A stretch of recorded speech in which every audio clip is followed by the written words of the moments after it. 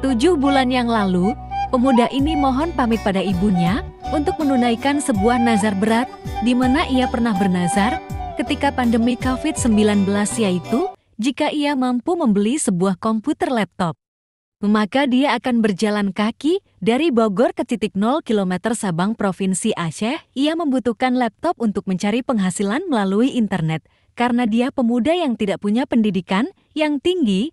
Konon lagi COVID-19 sedang terjadi, dia tidak bisa keluar untuk mencari kerja. Satu-satunya cara mendapatkan uang hanya melalui internet. Namanya John Yahya, pemuda dengan postur tubuh tinggi itu selama 7 bulan ini telah menghabiskan waktunya untuk berjalan kaki ke Aceh. Setelah mendapat izin dan doa restu dari ibunya di Bogor, ia pun mulai menyiapkan perbekalan yang nantinya akan dipergunakan dalam perjalanan. Menjinjing sebuah ransel di punggungnya, beserta sepasang sepatu pelindung kaki, ia pun berjalan menembus kabut hitam kota Bogor. Langkah kakinya menjadi saksi bagi kawan sebaya untuk melawan tantangan yang selalu bergolak dalam jiwanya. Semakin jauh langkah kakinya, semakin berat meninggalkan perasaan rindu. Rindu ibu tersayang, rindu kekasih tercinta, rindu kawan sebaya, dan rindu akan kampung halaman. Untuk sementara, John Yahya harus melupakan segala kenangan yang pernah ia rajut bersama orang-orang tersayangnya, karena dia harus menanam mimpi baru yang akan ia dapatkan dalam perjalanan nantinya. Namun satu hal yang tak boleh ia lupakan, yaitu Sang Pencipta.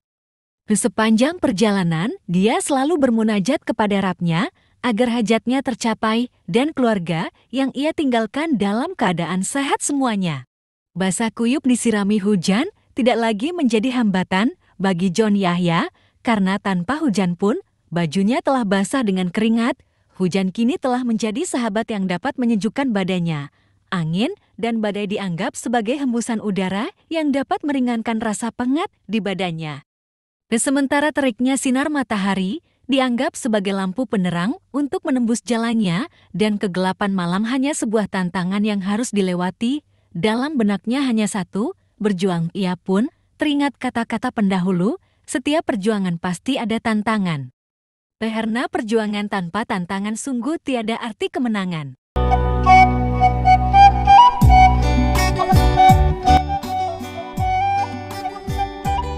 Jalannya semakin melambat, perjalanan yang ia tempuh melewati kota demi kota yang ada di Pulau Jawa. Ia pun tidak bisa menghitung lagi berapa jumlah air mineral yang telah ia habiskan, hingga akhirnya John Yahya melewati penyeberangan Bakauheni menuju Pulau Sumatera. Berhenti sejenak merenungi betapa besarnya doa orang-orang tersayang terhadapnya, hingga ia berhasil melewati sesaknya Pulau Jawa. Semenjak John Yahya menginjakkan kakinya di Pulau Sumatera, ia mulai merasakan nuansa yang berbeda. Di sepanjang jalan orang-orang mulai menaruh simpati terhadapnya. John Yahya diberikan air minum oleh orang yang tahu tentang perjalanannya.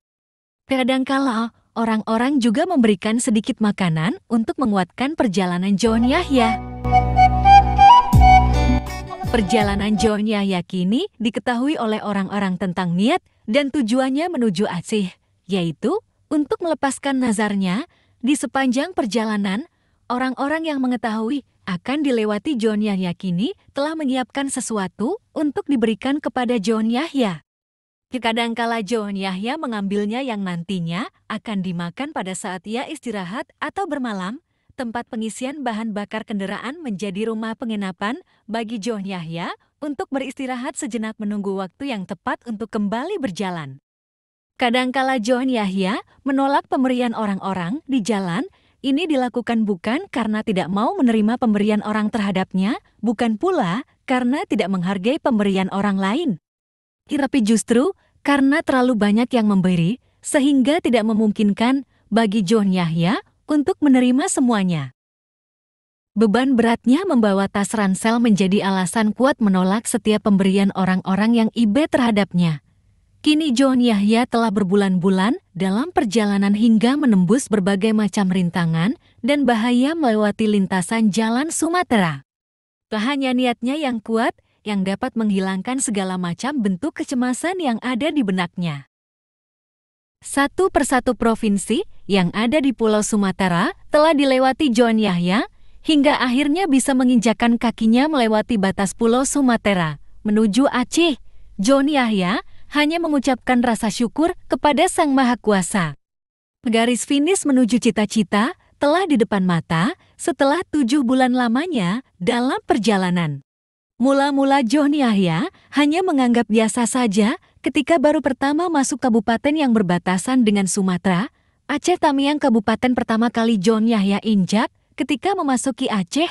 Namun dalam perjalanan selanjutnya semakin banyak yang simpati terhadap John Yahya, hingga minta foto bareng.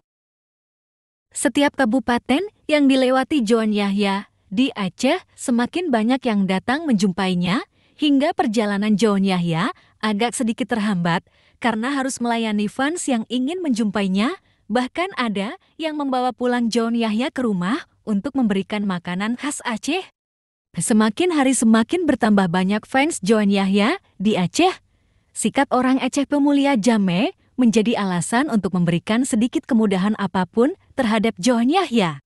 Kini yang menyambut John Yahya bukan hanya kalangan biasa, mulai dari seniman hingga politisi selalu menjadi teman sejati John Yahya dalam perjalanan. Namun sudah menjadi hal biasa, jika ada yang mencintai selalu ada yang membenci. Misalnya seperti ini. Ya aku pegang ada mawakah apa? Yang si John Yahya nyan tujuan utama ji ke Jawa Aceh. Si John Yahya nyan tujuan utama ji di jauh kilometer 0. Kebetulan kilometer 0-nya di Aceh, nah di Sabang. Jadi tanya warga Aceh biasa menteng sampai baper. Sampai lagi kambing kap situ muron-ron kena. Nah, sampai gara-gara si John Jawa Aceh-nya lewat lintasan Aceh. Yang tanya warga-warga Aceh Utara, warga Aceh Timur ya, muron-ron pak jalannya ipol lele beton dia. Oke, ya aku menang, ipol lele motor kena. Karena jalan lintas utama Medan Banda Aceh. Nah, tujuan utama si John ke Aceh, 4 kilometer 0. Namun ada juga netizen yang membela John Yahya, contohnya seperti ini. Dan hana membacut, lun tersirat rasa benci dan hana merasa senang kepada apa yang dilakukan oleh John Yahya nyan. Terlebih-lebih lun hana lumuturi dengan John Yahya nyan. Cuma dalam videonya lun sampaikan tagai persoalan menyangkut dengan nazar.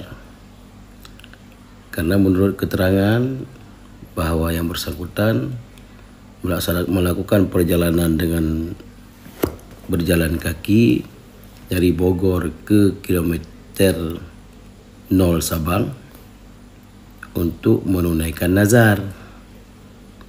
Bahkan ada juga yang memberikan nasihat kepada John Yahya, contohnya seperti ini.